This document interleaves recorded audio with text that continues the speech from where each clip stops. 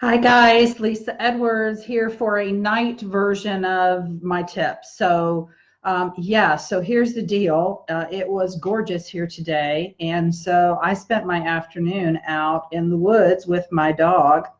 And so I wanted to make sure I got this out to you, but it's a little later than normal. So I wanted to talk about today this really interesting concept that I kind of latched onto last week, and it's this notion of essentialism. And forgive me for not knowing the name of the gentleman who talked about it on a podcast I was listening to.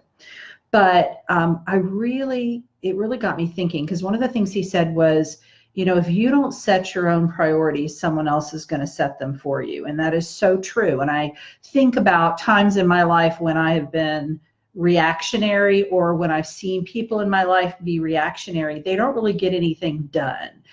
They kind of are constantly putting out fires and dealing with crises, but there's nothing, their own agenda doesn't get done. So if you're not setting your own priorities, somebody else is setting them for you. So this applies to whether we're talking about things you want to get accomplished at work, things you want to get accomplished in your home, in your relationships. You want to establish your own priorities.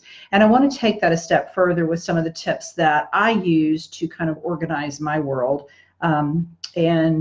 First of all, it has to do with kind of beginning with the end in mind, right? So it doesn't make any sense to sort of set daily goals if you don't have a bigger picture in mind.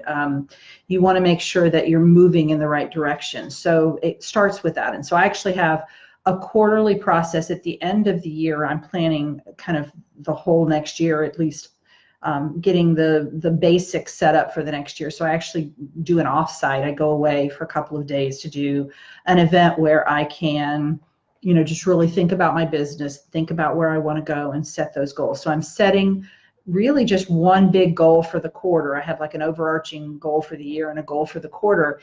And then I'm going to break down what are the action steps that I need to do for that goal. What are the things that need to happen?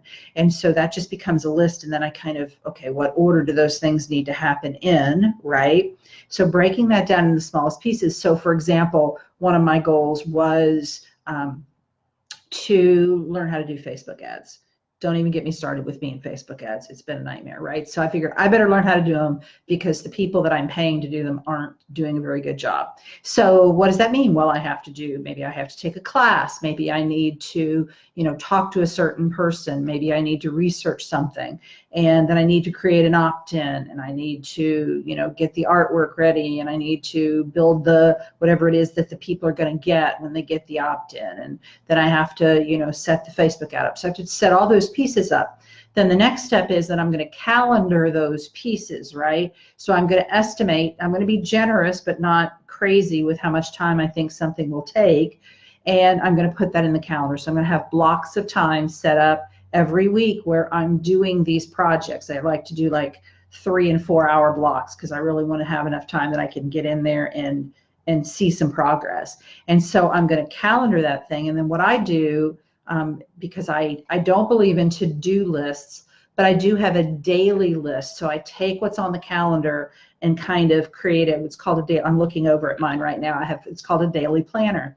And I have kind of blocks on, what are my client goals for the day? What are my marketing goals for the day? And I added one this quarter that was kind of, what is the one thing that I need to do today to be successful? So my non-client goal for the day is, is there something marketing-wise I need to do? Or do I need to research something? Or like, what's going to be a big win for me in that day? And I will be able to check that off and say that was successful.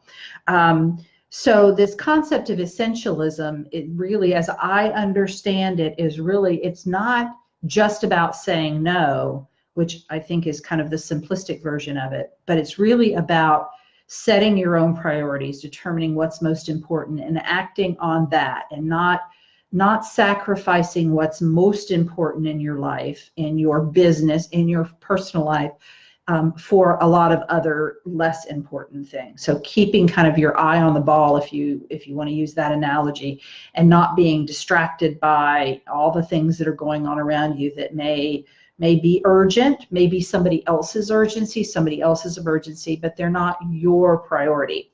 So I think that if you kind of follow this process of goal setting, have that big goal, break it down into steps, calendar it, kind of decide what today, what's going to be the big win for me today, and really keeping your mind and your eye focused on what your priorities are.